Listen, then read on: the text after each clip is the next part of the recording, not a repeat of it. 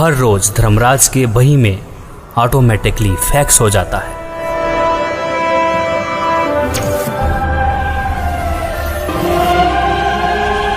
जहां धर्मराज हर प्राणी का लेखा जोखा करते हैं। इसीलिए धर्मराज को 21 ब्रह्मांड का न्यायाधीश भी कहा जाता है। जीवात्मा को पेश किया जाए।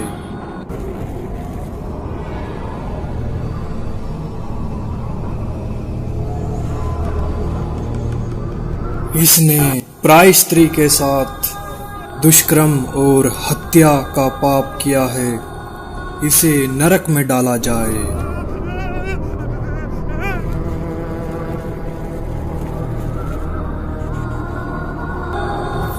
जो भ्रष्टाचार, चोरी, मदिरापान, नशा आदि करते थे,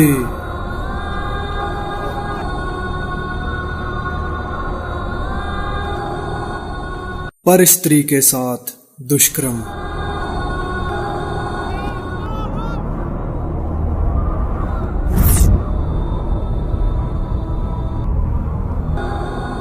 पर पुरुष के साथ नाजायज संबंध और धोखाधड़ी।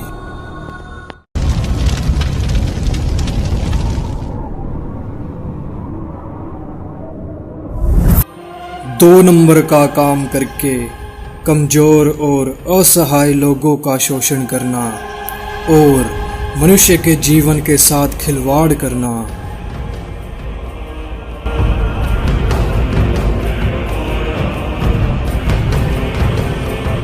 शास्त्र अनुकूल भक्ति न करके शास्त्र के विरुद्ध भक्ति करते रहे। कोई तत्वदर्शी संत को गुरु न बनाया।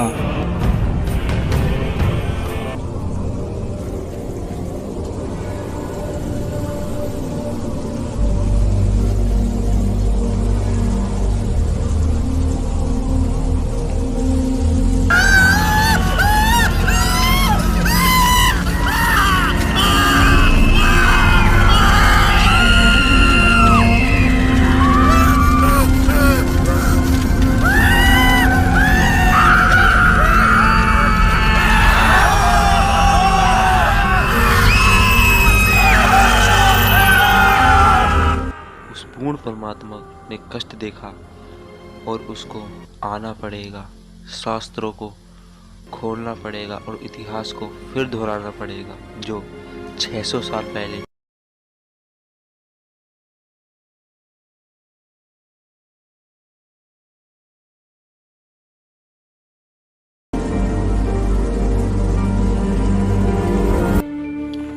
सबकी मदद करने वाला,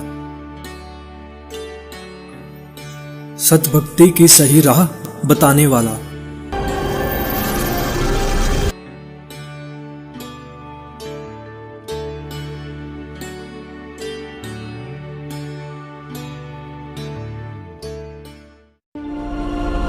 बहुत सारी आत्माएं तत्व ज्ञान को जानकर सतलोक चली जाएंगी। तेरे कोटी में झांकी सुरता तो ये पति बुलावे है, इस मोह ममता के जाल में तने काल फसावे है।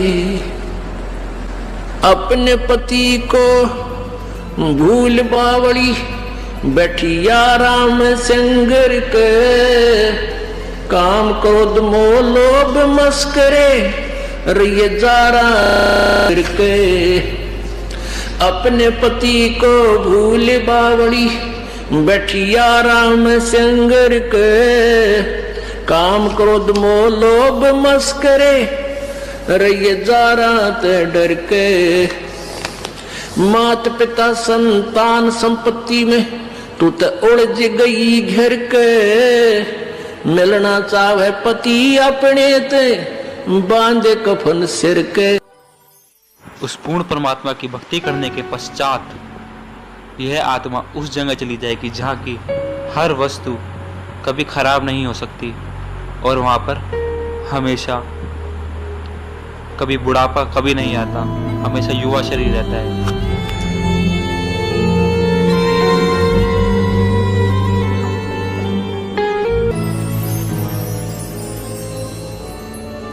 सतलोक में चल मेरी सुरता, हिम्मत ना लावे देरी, सच कहूं ना झूठ रती बरी, बात मान ले मेरी। सतलोक में चल मेरी सुरता, हिम्मत ना लावे देरी, सच कहूं ना झूठ रती बरी, तू बात मान ले मेरी। कहते हैं मन मान सरोवर नाण रे, जल के जंतु रे जल माही, आठों बखत बिहान रे, आठों बखत बिहान रे। मन मान सरोवर नाण रे, जल के जंतु रे जल माही, आठों बखत बिहान रे। कि भाई मन नुक है मान सरोवर नहाया करे। ऊपर जो सरोवर है सतलोक की तरफ चलते हैं ना, इस मृत मंडल में भी 21 ब्रह्मांड के अंदर भी मान सरोवर है, इनसे ऊपर सतलोक में भी मान सरोवर है। कहते हैं मन मान सरोवर नाण रे, जल के जंतु रे जल माही, आठों सतलोक जहाँ पे सत्य पुरुष साकार रूप में है, जो कि इस समय संत रामपाल जी महाराज के रूप में धरती पर अवतार लेके आ चुके हैं, जो कि हमें शास्त्रों के अनुसार भक्ति खोल के बता रहे हैं, शास्त्रों में उंगली रख के बता रहे हैं। जब ये शरीर छोड़कर जाता है तो परमात्मा के दरबार में जब इससे अकाउंट लिया जाता है तो ये क्या कहता है, भगवान मेरे को पता नहीं लगा, मुझे ज्ञान नहीं हुआ कि मुझे क्या करना चाहिए था, भक्ति करनी चाहिए थी या नहीं थी। तो परमात्मा उलाहने में नहीं रहते, परमात्मा ये भी कसर नहीं छोड़ते। प्रत्येक गांव में, प्रत्येक नगर में, पूरी पृथ्वी पर कोई भी प्राणी ऐसा नहीं जो इस बात से अपरिचित हो भगवान की भक्ति करनी चाहिए, परमात्मा ने याद करो।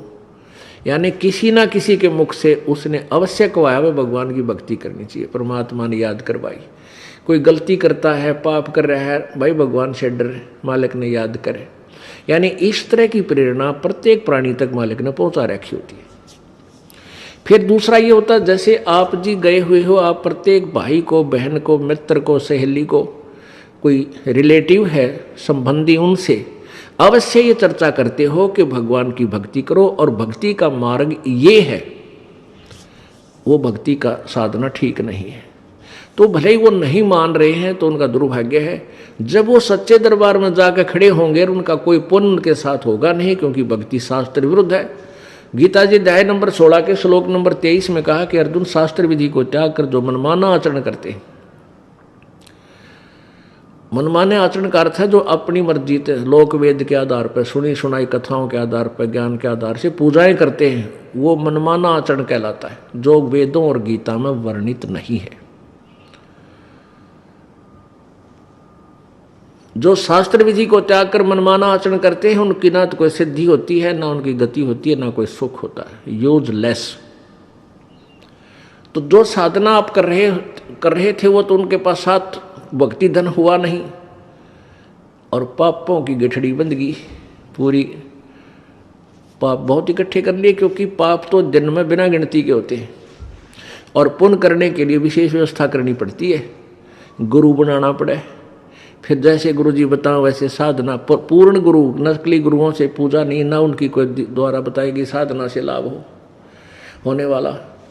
तो ऐसे पूरा गुरु मिले, फिर आप सच्ची लगन से, सच्चे तरीके से लगे, तब पुण्य बने। तो पुण्य तक कोई उनका बना नहीं, पाप की गठड़ी बंद गई। फिर वहां जा खड़ा हुआ धर्मराज के दरबार में।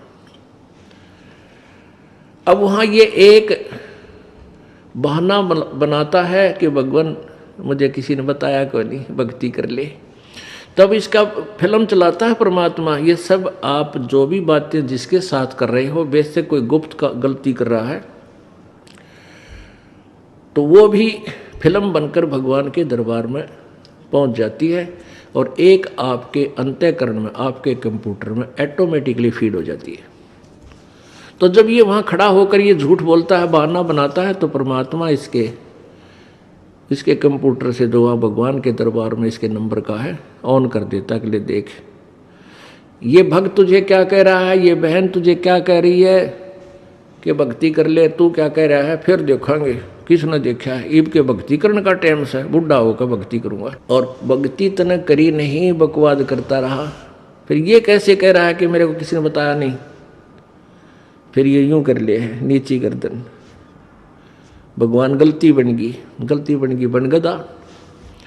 अब गलती की सजा दूं मैं, मेरे पास और कोई विकल्प नहीं, जैसी तू करेगा वैसा फल दे दूंगा। तेरा पुण्य होता तो स्वर्ग भेज दूं, हो देवता बना दूं, पुण्य नहीं है तो बन गदा।